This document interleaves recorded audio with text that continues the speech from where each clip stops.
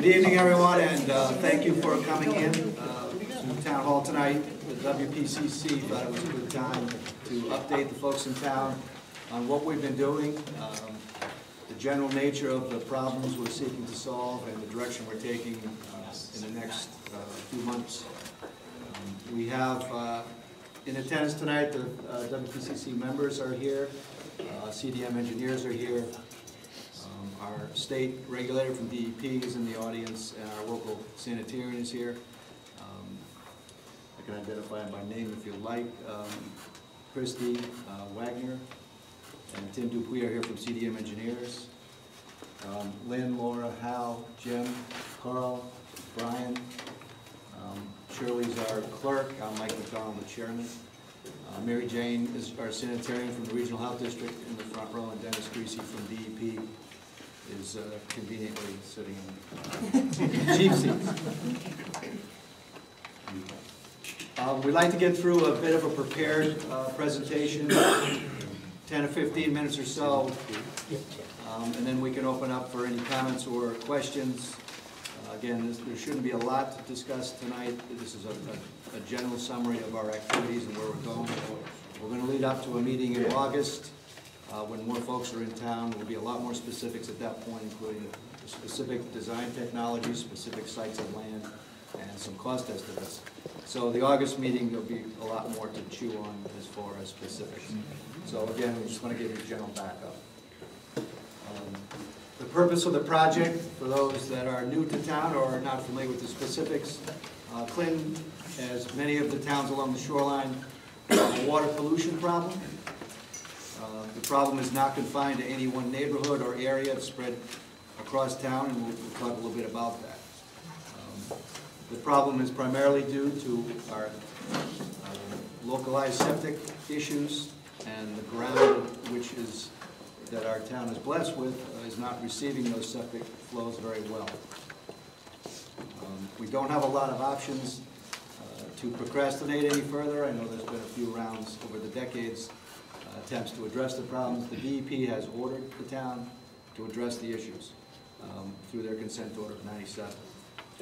The folks on this commission are your neighbors, your friends, and co-workers from Clinton. We'd like to solve this problem amongst ourselves.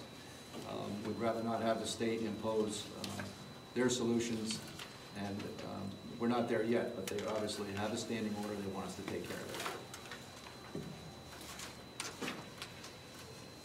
What kind of problem are we looking at? What's the magnitude of the issue? The town of Clinton permanent residents, based on the 2010 census, is over 13,000 people.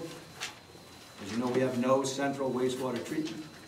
So on a daily basis, almost 1 million gallons of wastewater flow out of our homes, our businesses, and our schools.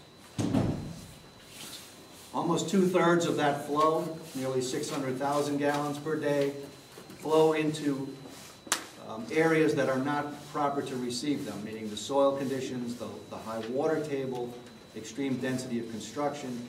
There are impediments to that amount of water being properly received by the ground and letting nature do its work. That's the minimum level of the problem estimated, because we're not counting summer residents. We can't really tally up all our businesses without a detailed examination of how many gallons of water do they buy, and therefore how many gallons of wastewater do they discharge. So that's the magnitude of the problem, 600,000 gallons per day. It's a pretty substantial amount of water. Not every property within what we call our areas of concern, not every gallon of that water is being improperly discharged, but as a general statement, and as we work towards August, we're going to define parcel by parcel what the DEP classifies as areas of concern. If you're in an area of concern, our engineers are going to address that area in one way, one of 3 ways, and we'll talk about that in a little bit. That's the nature of the problem. Most of our wastewater in town is not really going where it should be. So what is the WPCC doing, and what are our priorities? We've been meeting, at least the 2 years I've been participating, we've established what we think are the priorities of our group. These are not absolutes, but these are some of the goals that we're working towards. We would like to solve our problems, that is, receive that wastewater without using the Hammonasset River as a discharge point for treated wastewater. We'd like to avoid using the school properties, and we'd like to avoid taking anyone's primary residence as part of a site acquisition to create a wastewater disposal site. I can't say absolutely that we won't come into conflict with any of these issues as a part of our solution, but those are our priorities as residents in town. We're looking for parcels of land to place these treatment plants and these treatment facilities that don't violate these prime priorities. So that's the direction we're working. We're looking for land that's vacant, land that we can meet with the owners on an amicable basis and acquire those properties and not get involved with those specific sites where a person would be put out of their home through an acquisition of the property or where the schools would be violated. So what has the commission been doing over the last few years to start to address these problems? There's three primary activities. The first you may be familiar with. We passed an on-site wastewater management ordinance last year. That ordinance is now in effect. Shirley is administering it. The ordinance essentially requires everyone in town to have their septic system pumped and inspected at least once every 5 years. Our goal is to mail out notices to everyone in town, 20% per year for the first 5 years. We're trying to establish which properties have not been pumped or inspected to the best of our knowledge. But you should all eventually get a card from Shirley requesting that you have your system pumped and inspected. And furthermore, our regulations require that your pumper be registered with us. And the reason is that we want them to record the work they've done on our online system. So we would encourage you not to hire a pumper that isn't registered with the town. We will not have a proper record of your activities. A member of that pumping firm would also be a licensed septic firm, a licensed individual within the septic firm. A second activity is that we are completing the 2003 wastewater facilities plan. This plan was started, who knows when, but it was first, the last draft was published in 2003. The purpose of that facilities plan is to accurately describe the problem. What are the finite boundaries of those areas of concern? How many gallons per day are within that area? And it suggests some solutions to it. And the third activity which CDM is conducting is they will create suggested technologies that solve those problems, and they could cover a wide range of solutions, as simple as a leaching field system and so forth, to a much more sophisticated system. But because our areas of concern are very diverse, you have the shoreline, you have Main Street with businesses, you have some mobile home parks in the northern part of town. Each of those problems has a different amount of flow related to it and may have a different solution. And some solutions may be right on site. If your property and the soils on your property test out well, you may be able to solve your problem specifically within your boundaries. So by August, we should have a very clear definition of where those areas are, what the boundaries are, and what we're proposing to do for those areas. As I referenced, we're on a schedule of work that would lead us to an August public meeting. We haven't picked a date yet, but we want as many folks in town that are stakeholders in the solution to be able to attend the meeting. Some of it will be dependent on the access to properties, the testing, and the engineering work that the CDM is doing. But we fully anticipate being able to define a series of solutions for the folks in town by that August meeting and attribute a projected cost to it. And further, we will have a plan of how we would pay for the project and various strategies of that nature. So we're not just going to drop the price bomb out there and not have a plan. And we're discussing some of that now in our meetings. Each town in our region has approached it in a different way. El Saybrook has recently implemented an approach. And we're looking at a somewhat different approach. But we're going to have at least a strategy. We'll be working with our selectmen on how we think the project should be paid for. And at this point, I can't even give you a ballpark, and I wouldn't even try until we really get those solutions and those flows defined. It's way too early to speculate on what the cost of these projects are. With that, I'm going to let Christy pick up on some more of the detail of the activities that I've outlined. Okay, thank you.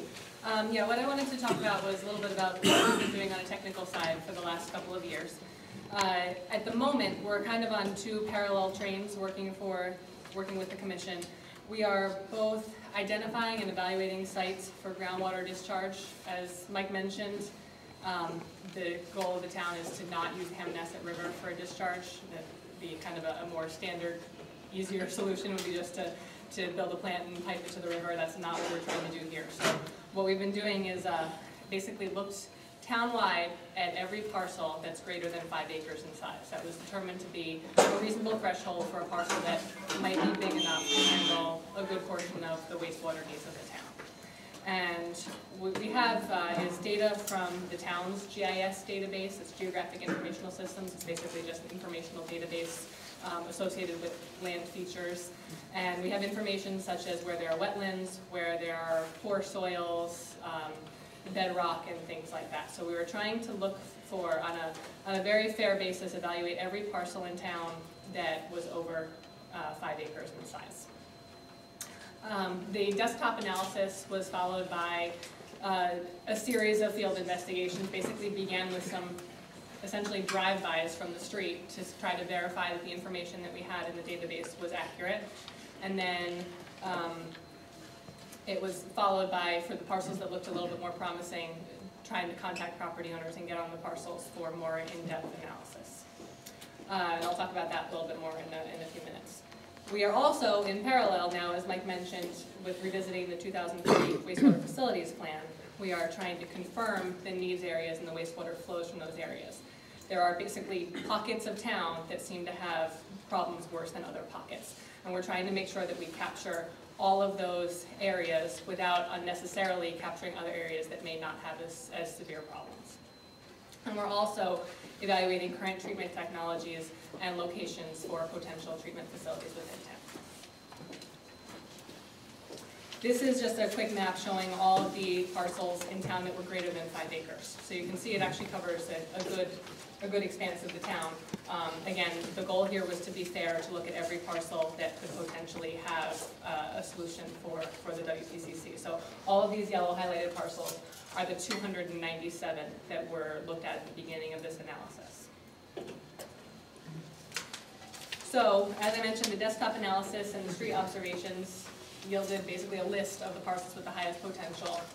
After some drive-bys and analyses from the street, the WPCC began contacting some property owners in the spring of 2010. We were able to perform numerous site walks, actually I think upwards of 20 site walks of parcels that looked promising. And we did some subsurface investigations in 2010 and 2011. What that basically means was we actually got property owner permission to go on the parcel and do essentially drilling of monitoring wells to monitor the depth of groundwater over a period of time and get soil samples and try to actually get the kind of data that was, or the kind of conditions that exist on those particular parcels. In the end, what we have right now are 2 decent-sized parcels within town that have some potential for subsurface groundwater discharge, some potential to take treated wastewater and disperse it back into the ground rather than, as I mentioned, rather than going to the river. As Mike mentioned, the areas of concern and our flows are still being finalized, but we think we have about a 600,000 gallon per day problem, and what we have on these 2 parcels is on the order of 100 to 125,000 gallons a day of capacity. So obviously we're not there yet, we're still going. So what we did just recently, in the last several months, was revisit that list of those greater than 5 acre parcels, those 297 parcels. Basically looked at the top third of that list again, said, okay, we need to find some more. We looked at basically the same criteria, just kind of broadened our list and decided to try to contact more property owners for parcels that seem to have some good characteristics. And currently we are interested in walking 14 additional parcels and doing more testing in the spring on any of these parcels that look promising. What this map is showing in just a few different colors are the 2 green parcels, right here and here, are the ones that we know have some capacity. Those are the ones that I mentioned together have 100 to 125,000 gallons per day of capacity. Most of the yellow ones are properties that we are trying to contact property owners. They haven't all been contacted in many rounds recently. So they're kind of the parcels that are on our list, and we want to try to get on their property and just take a look. And if they look promising, that's when we would ask to do the more invasive subsurface testing again. The 2 parcels at the top in the kind of purpley color are owners who have already agreed to allow us to do the walks right now. Okay, so the parallel train that we were talking about is basically the solution. One part of the solution is finding the properties to disperse the water. The other part is obviously the actual wastewater treatment. Technologies evolve, regulations evolve. Everything is basically being reevaluated right now in 2012. As Mike mentioned, the last facilities plan was dated 2003. So we are considering the option of a centralized one treatment plant for the town, as well as probably the more likely options, it seems, are several different community systems in various locations, and some on-site management, which, again, as has been mentioned, there might be some areas that can be handled still on existing property owners without new treatment systems, community systems.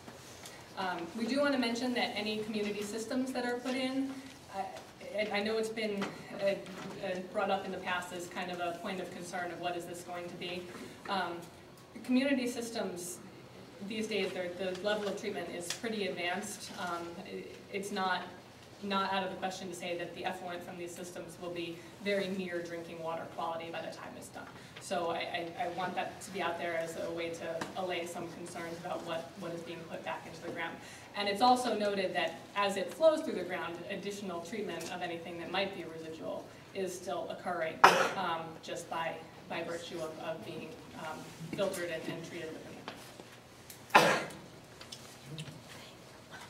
ammonia. So this is kind of the summary. The probable range of solutions for Clinton, and again, this is an ongoing study, but it is likely that we will end up with some community systems with piping sewers from one area of a neighborhood all to kind of a central a neighborhood system within that neighborhood. It's also possible we will have sewers extending from one neighborhood to other locations in town, such as those 2 parcels that seem to have some capacity for subsurface disposal. And the third option that will probably be likely in this case is that in some areas, take a harder look and see what can be done with an enhancement of on-site systems so that community systems may not be necessary in certain areas. And again, it's all part of the problem of finding enough land to disperse the wastewater. We had a couple years of study and found basically 20% of our problem in terms of flow capacity. So anything that can be handled on site appropriately is something that would be in the benefit of the town. So as Mike mentioned, the study phase is expected to continue through the summer. We will have many more answers by the end of the summer, hopefully specific plans for the areas of concern and potential locations for facilities. Thanks, Christy. The maps of the areas of concern are spread around the room on the boards, by the way. Those are the boundaries that we know them to be today. By the end of the summer, we'll have those boundaries actually in a database where we know which parcels are in and which are not in. So that concludes our general presentation. If folks would like to make a comment or ask a question, you're free to do so. We have more than enough expertise in the room. I would just ask that you stand to ask your question so everyone can hear you, and begin by stating your name. Is there anyone that would like to jump in? Yes, sir. Yeah, hi. Phil Sengel, pretty unfamiliar with it, so forgive me, I'll ask some basic questions. I assume you're looking at town-owned properties as well. You're looking at all properties, Yes, right? every parcel, regardless of ownership. I'm curious, not knowing anything about this, I'm curious why the Hammonasset River has been apparently ruled out. Is it just a cost issue, or is there some technical issue with that? There's not a technical issue. There are numerous plans. Chris, I'll jump in. Go ahead, yeah. Several years ago, the townspeople were adverse to discharging it to Hammonasset River. There was actually a proposal that passed through the state legislature to put a pipe down Route 1 from Unilever to take their treated effluent to the river and discharge it, and the town would have the ability to tie into that pipe at some point in time when we got our situation straightened out.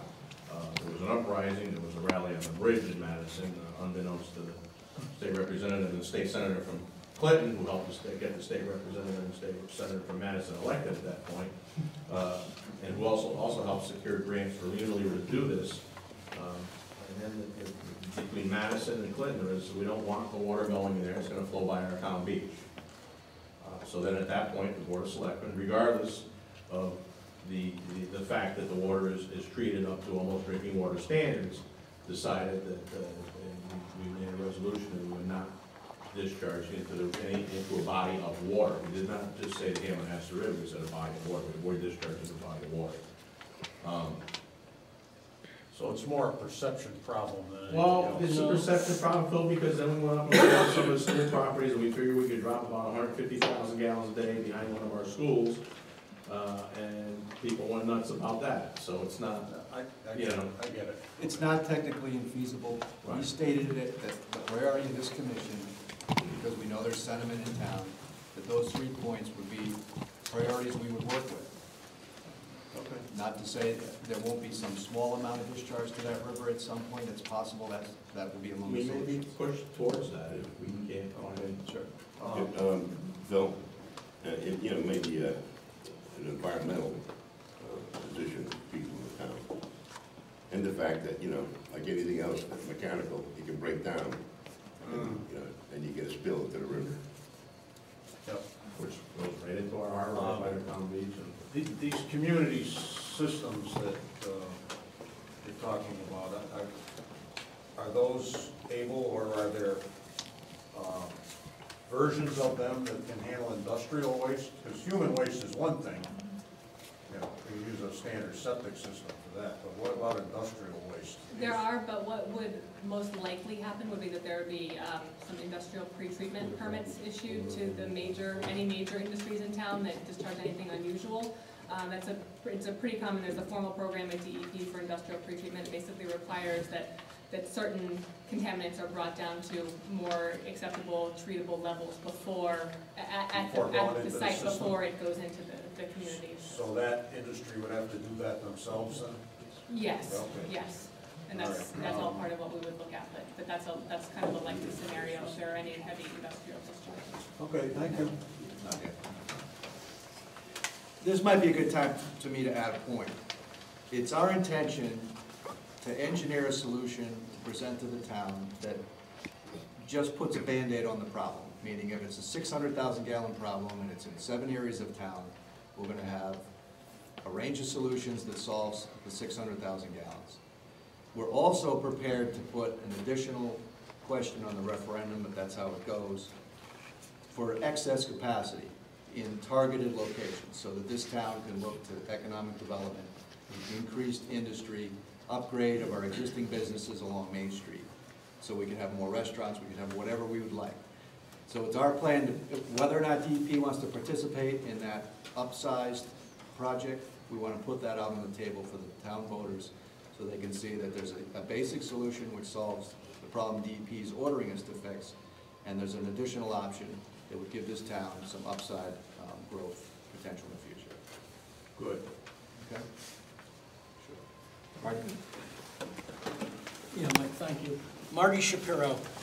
I just want to comment for the people who would not be affected by this, except perhaps financially, that as I understand it, there's 3 different groups of payers that get involved, all right? The management of the community systems will be allocated to the user of those systems on how many gallonage they dispose. It'll be a percentage of the water you draw from the Connecticut Water Department, so that the ongoing overhead of managing the system after they're built is almost entirely paid for by the users. The second thing, in the laying of the pipe, generally, there's an assessment against every property that the pipe runs by, regardless of whether you hook up or not. If your property is made accessible to the sewer line, then you're going to be assessed so many dollars per foot of frontage that passes your house, whether you connect or not, and the town has the ability to lien your property for that, and generally there's a time period for you to pay for that. So X millions of dollars for laying the sewer pipe will be absorbed by the homeowners and the businesses past whose property the sewer becomes accessible. Then you go to the treatment plant, and in the case of the treatment plant, a portion of that debt service is going to end up in the general tax base. Okay, because it is a benefit to everybody. But if this project, and again, I'm pulling these numbers out of my head and out of my experience that I've seen in a couple of other places, is that if the whole project comes to like $40 million, the likely amount to end up in the general budget might be 15 or 18. Because the other part, well, first of all, a portion of it's going to be reimbursed by the state and perhaps the Fed. There's going to be some money that'll come back to flow back against that 40. And then the portions that will be paid for by the users of the system will come away. And the net amount that will be the responsibility of the general taxpayer in the town will be probably somewhere in the neighborhood of 25 or 30%. You asking a question or testifying? I'm testifying. Okay. The gentleman asked if you wanted to make a comment or you wanted to ask a question. Marty, let me respond to you. The mechanisms for paying for the project, the three examples you gave are among the tools we have to pay for the project. We are not saying tonight how we're going to go about it. Those three ways have been used to varying degrees in other communities. I will contrast Old Saybrook. The voters in that town decided that if you have a problem, Marty Shapiro, then you can solve your problem all by your lonesome. And the generous gesture they made to their folks in town was they created a low-interest loan pool. And as I understand it, that system is moving along with a few speed bumps. That is also among the mechanisms to pay for a wastewater disposal solution. It's premature for this commission or our elected representatives to say how we'll go about paying for the project. So I will simply say that you've mentioned three of the mechanical solutions to paying for these things. We may end up with some, all, or none of those mechanisms in our solution. It's just too early to say. Those are traditional approaches to the problem. Yeah, well, And- I want to but the- alleviate The way it certain may go down, fears other than that that, the town will is that the swallow town the pays whole for bill. the whole problem. That the tax, all the taxpayers pay for.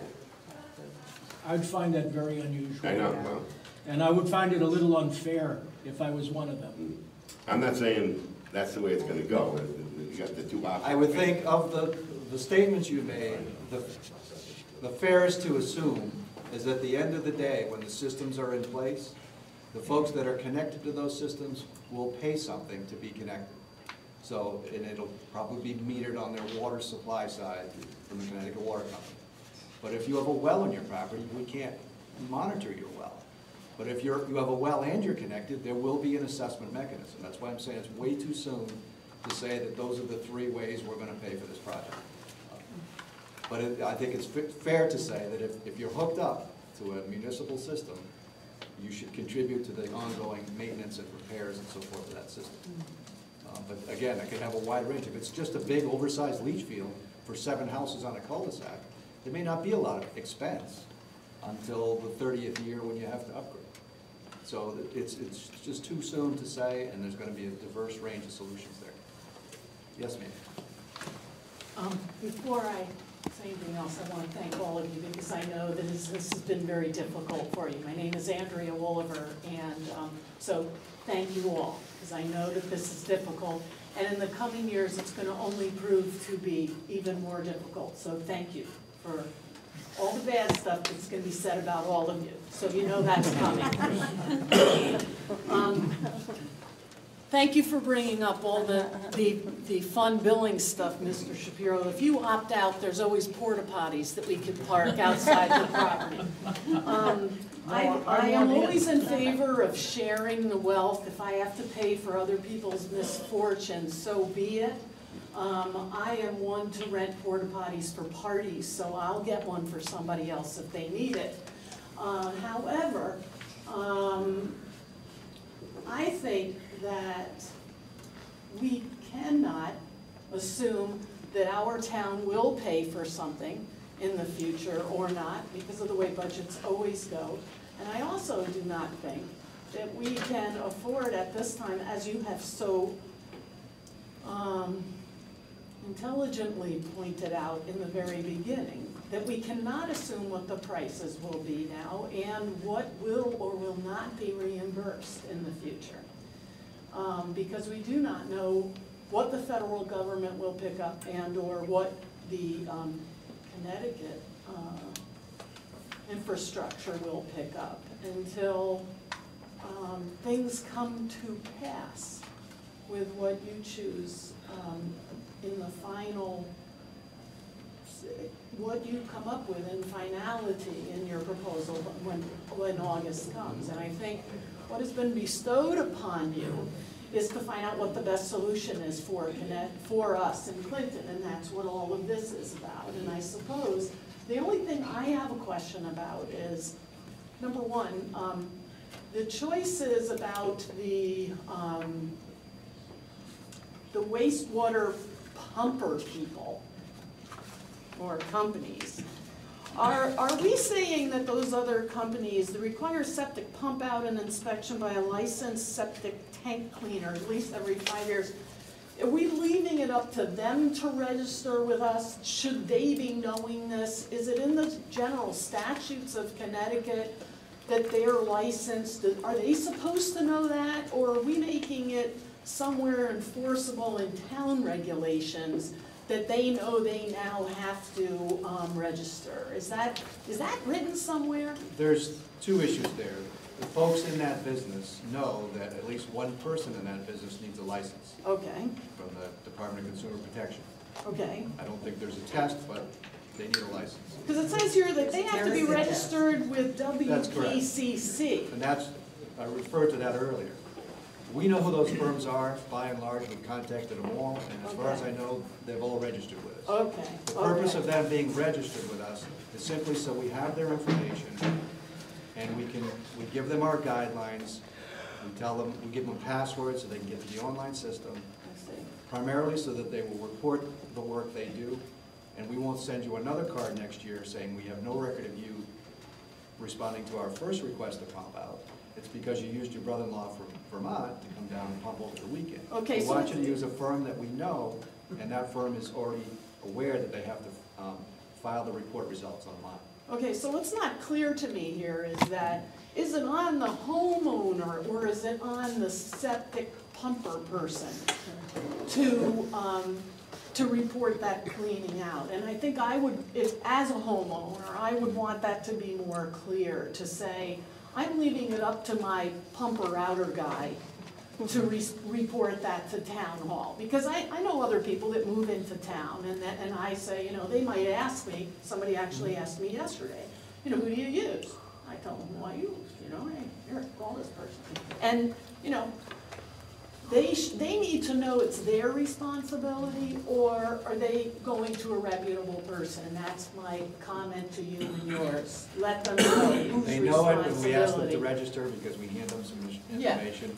Carol, you want to speak for Just us? I sharing should ask it. for the fact we're well informed that we need to report. Okay, this. well, I mean that the Many homeowner hours needs to still know in too. the So, county Andrea, database. ultimately, it's not up to the homeowner to determine whether or not that person is registered. I think what we're saying is, the homeowner should be aware that this ordinance is in place. And we're asking that maybe a little bit of research is done first. I think if, like Mike said, you hire your cousin from New Hampshire to come down on the weekend, you know that they're not licensed in Clinton. yeah. Mary Jane's office has a list of the registered pumpers, and if we don't, we will have one. Yeah. So it's a simple call to our office or to the regional health district's Yeah. office. I'm just saying, like, how would a new homeowner know? And so that would be a good thing And to you know make what? more clear. I think we need to do a little bit better with doing a little bit of outreach and making sure that the homeowners, this is something we've talked about. Yeah. Making But sure that thank you for- homeowners know a list is available, make sure you contact somebody that's It's gonna also- give it's- electronic information. It's a twofold activity. The pump out is the easy part, I imagine. We want an inspection and a report to make sure your system's working. Yeah. Yeah. Well, thanks again, though, Sure. for everything you've done. Okay, Andrea, Carol?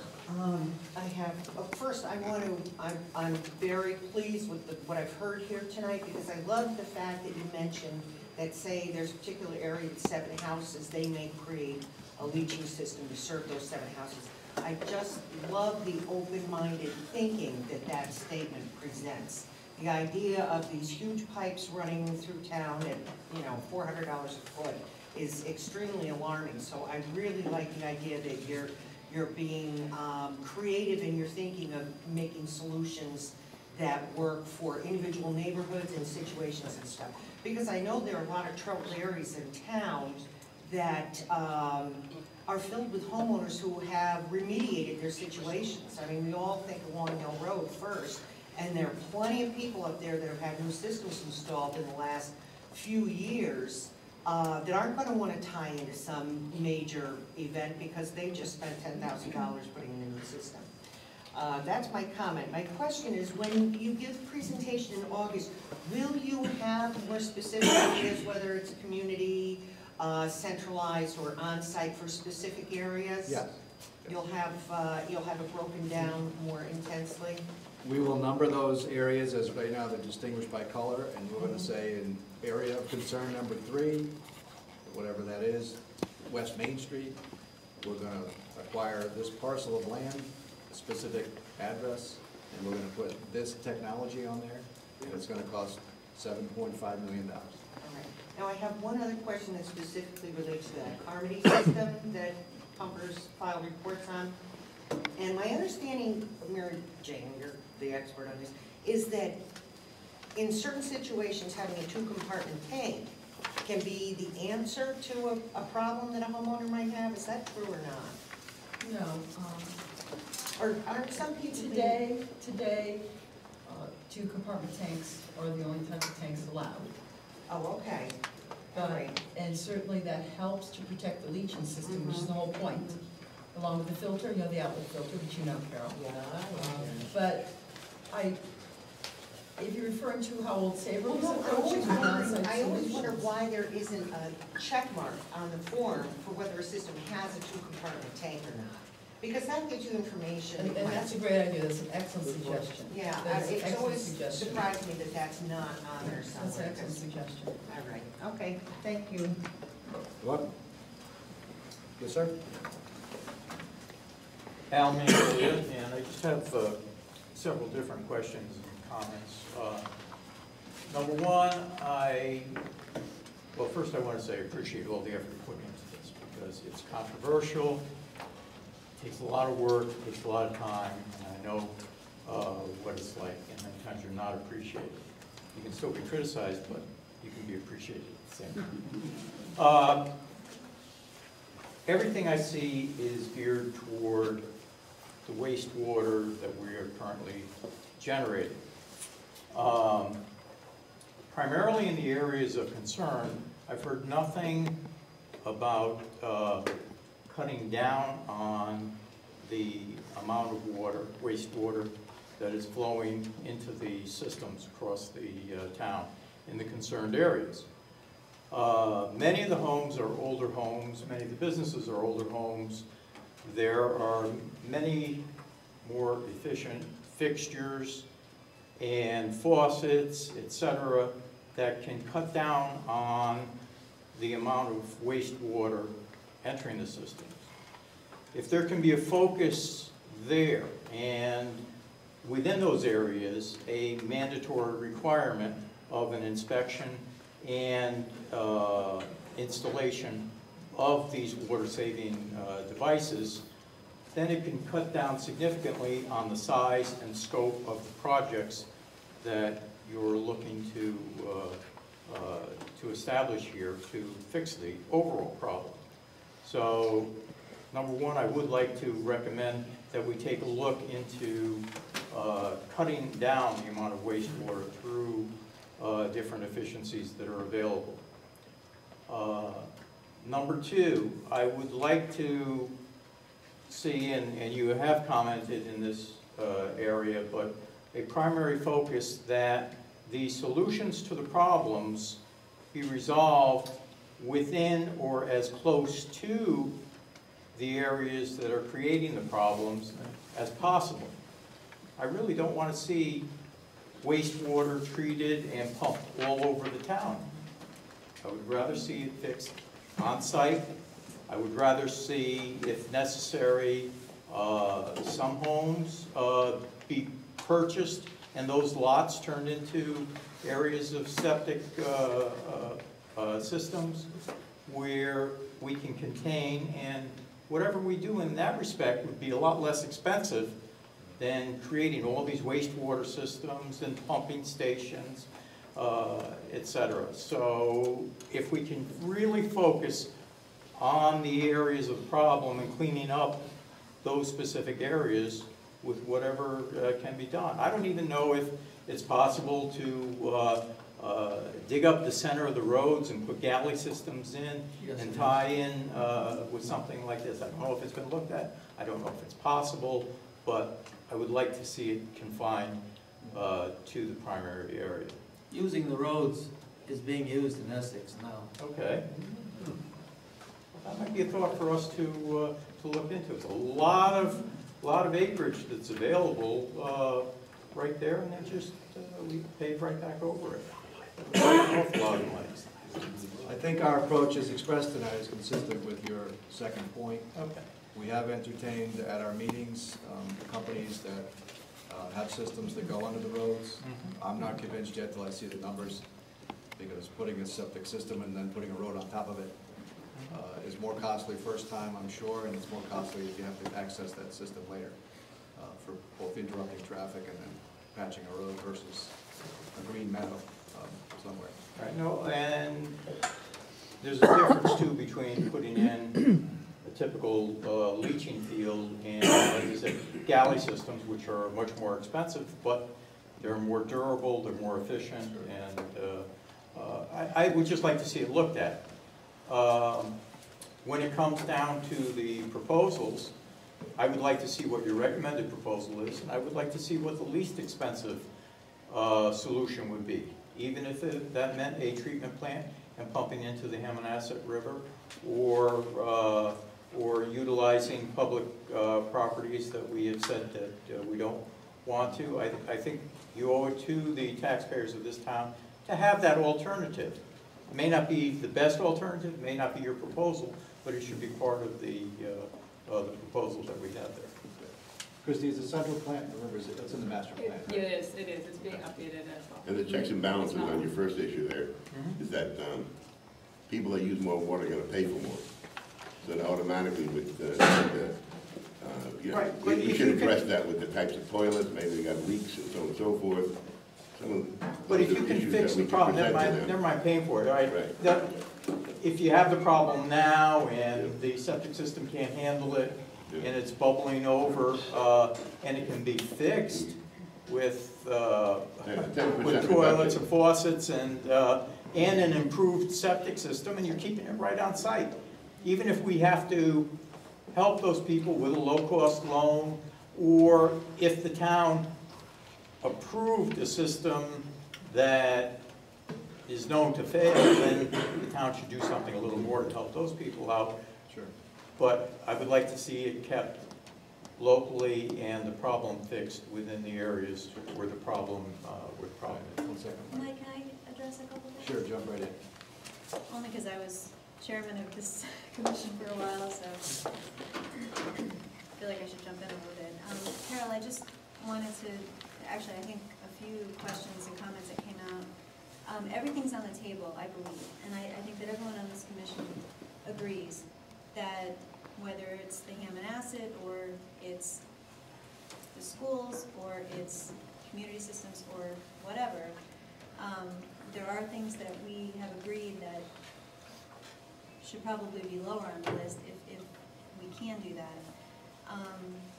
So things like the roads and whatnot, but there's things to remember.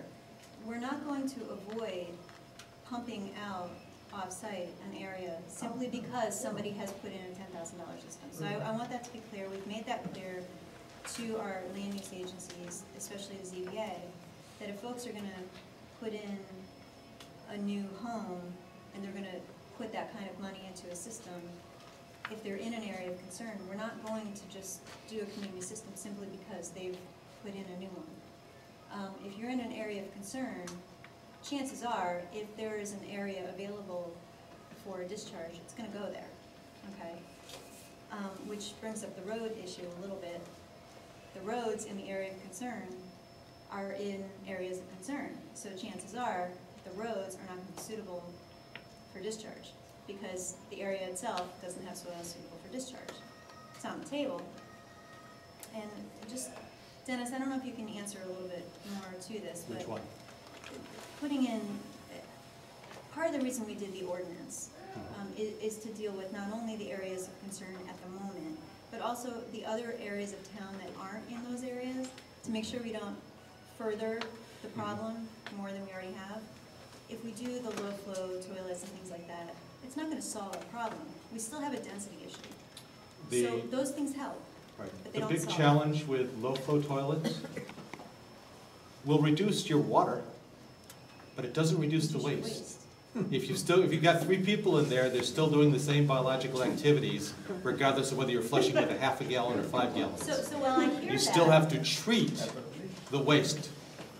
And whether it's got 1 gallon to carry it or 10, doesn't affect that aspect of your treatment system. It will affect the size if you've got strictly hydraulic issues. But realistically, knocking down your flow 20% doesn't change the type of system you're going to wind up needing on your property or as a whole somewhere else. For this one reason, you can't guarantee who's going to be living in that house next year. You can't guarantee that you're not going to move, and that a family of 5 isn't going to move in, or 7, or 3 teenagers, which I've had plenty for a number of years. You just can't guarantee who's going to be using it or what they're going to be doing. We can control, to a very limited extent, water fixtures, but there's no water fixture police out there.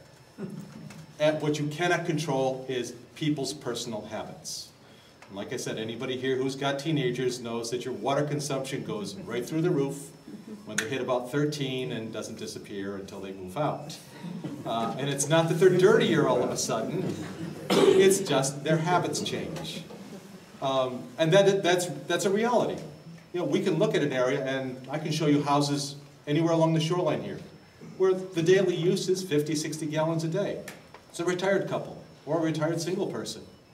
But the second that house changes hands, and you get a young couple in there with 2 or 3 kids, their water goes through the roof.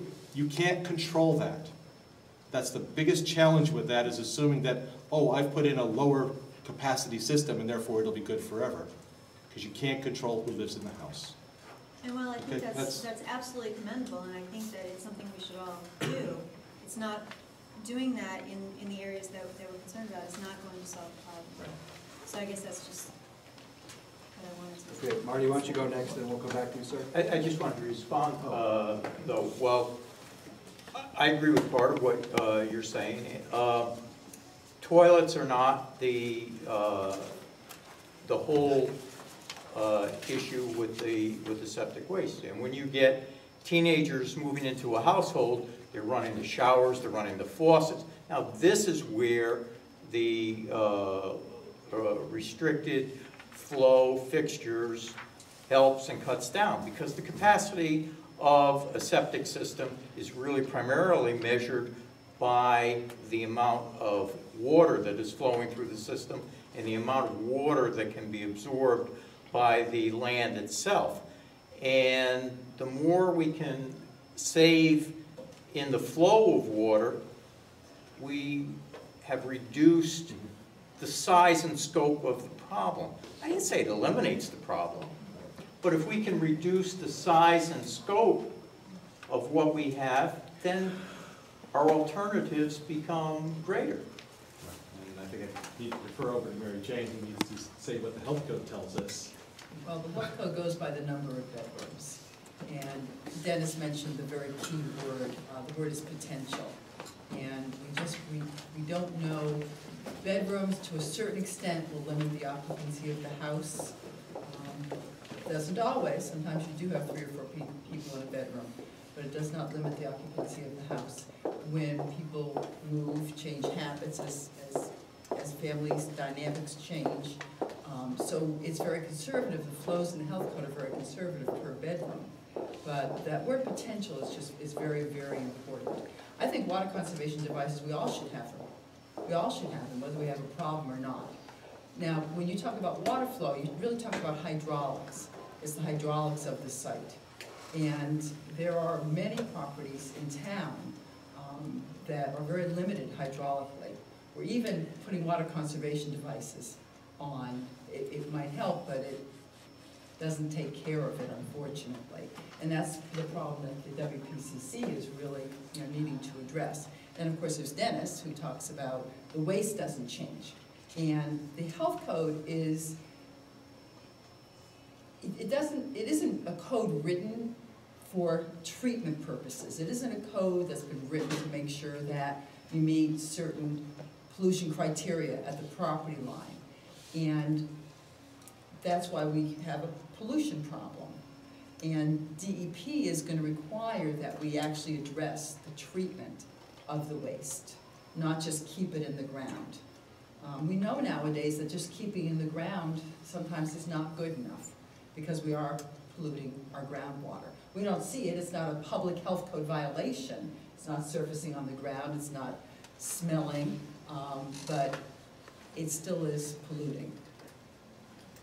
The only thing I'm saying is I think we should keep an open mind and explore all alternatives. And if we can solve a problem, code or no code, if we can solve the problem through multiple fronts, I think we should address it that way, rather than just throwing money at it. We should look at what we can do to save our resources of dollars. And that's something in today's political environment we tend not to do. And that's all I'm saying. I want the problem fixed. I want it done for the least amount of cost. And I want to look at all the alternatives. Thanks, Martin. Marty? I want you to all close your minds about the Hammonasset River. I've been dealing with this issue for 30 years in this town. I've had a home in this town for 33 years. I was here in '82 when we had a 3-town solution that was going to pipe from Clinton to Westbrook to Old Saybrook. The treatment plant would be on the Connecticut River, and Clinton voted for it, and Westbrook voted for it, and Old Saybrook naturally turned it down. They didn't want our stuff there. The DEP at the time certified the Hammonasset River for certain types of discharges and allocated a certain amount of gallonage to the town of Clinton, to the town of Madison, and to the state. All right? And we fought for at least a decade or longer about that, because the Hammonasset River flows into Clinton Harbor. If Madison's treatment plant doesn't fouls up and sends raw sewage into the Hammonasset River, it's coming into Clinton Harbor. It's not going into Madison Harbor. And we fought with the state to say, the state, you can't put anything in, and we're not going to put anything in. And when Madison proposed putting something in, we fought with them about not putting anything in. So close your mind. Do not open the Hammonasset River as a possible disposal place again. If you've only been in town for 27 years, okay, or 15 years, or 6 years, or 2 years, we've fought that we've been at that for longer than I'd like to remember, and do not open that up again, because the Hammonasset River still flows into Clinton Harbor, and we can't afford the risk of a malfunction that will dump raw sewage into our harbor. And we can't allow Madison to try to come and use it for that purpose, or have the state provide for something way upstream to come into that either. So that's off the table. In the back? Steve Bristol, 98 Long Hill Road. I commend Mr. Mantilia for the mention of the water-saving devices, etc. I've got them in my house for the most part, but you know what? There isn't anybody going to come in my house and inspect to make sure I have low water flow devices, because that opens up another can of worms. They're staying out of my freaking house. Period. Thank you. Anybody else? Yes, sir. Yeah, I'd just like to add my comments too on the Hammonasset River, Josh Snow, and you know, it may seem like a far-fetched reality that we wouldn't have a malfunction with a plant and would dump in the Hammonasset, but if you look at what happened during Irene, where almost every single processing plant within the state dumped millions of gallons into the watershed. You know, the Clinton Harbor is a huge resource for the town, and I think it would be a mistake there. Now, one question I did have is the commission looking at potentially moving it out into the sound? I mean, is there an opportunity to move it half a mile offshore where there's a lot more water there to handle it, or no? To my knowledge, that's not on the table.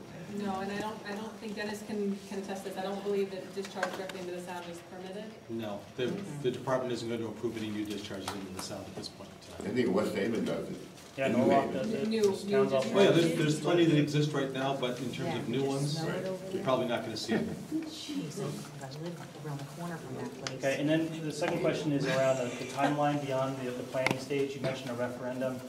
In rough terms, can you talk about what you're thinking of beyond this planning stage, and then how that relates to the order from DEP?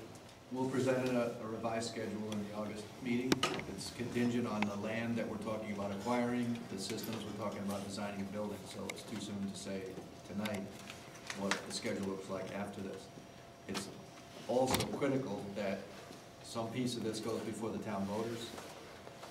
That we may not succeed in our plan getting through the voters, whatever that plan is. So it's premature to say what our schedule looks like. And what's the impact from the DEP standpoint with that ordinance that was given to us in 1997, was The it? consent order?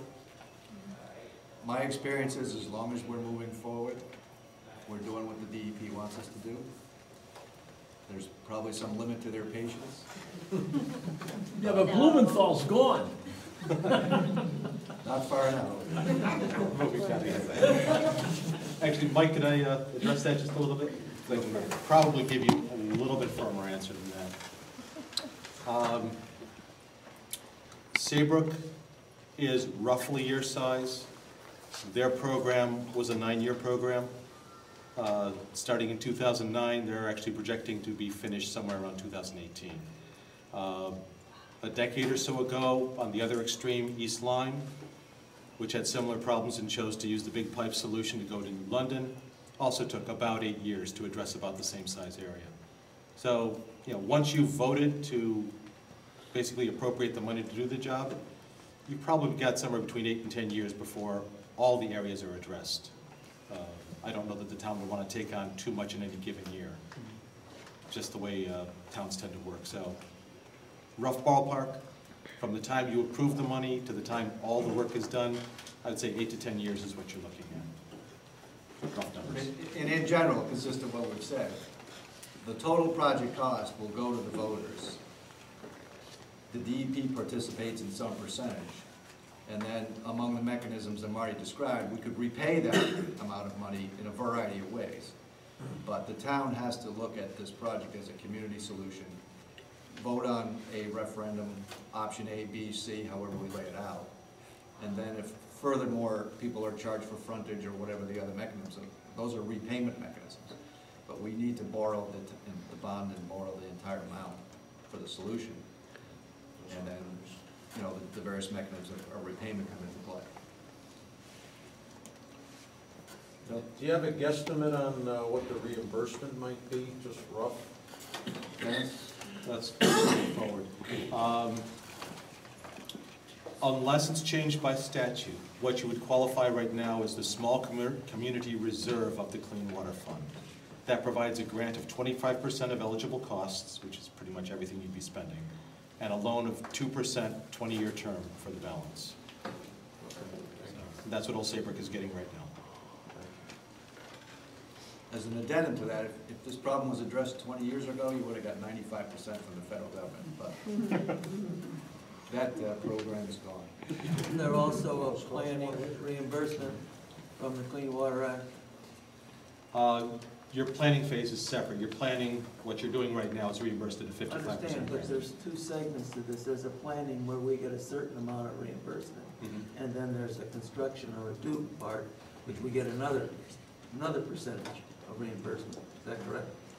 Well, what you're doing right now, you get 55% grants on with no loan. That's the planning stage. That's the planning stage. Once you get into design and construction, it's a 25% grant and 2% loan. That assumes, and I'll caveat that one, because Mike mentioned it, that's for solving existing problems with possibly a little bit of limited capacity. If you're going to expand the capacity to do future growth for whatever purposes your land use boards decide is appropriate in your WPCC, then you'll probably be looking at a legislative act or Department of Economic and Consumer, it's late evening. Economic,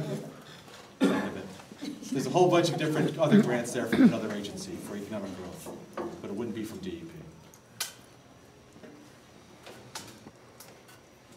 Anyone else? All right, thank you all for coming. Our website is operating. Shirley's working, so there are ways to get additional information as we go forward. And we'll see the date for the August meeting. Thanks all again.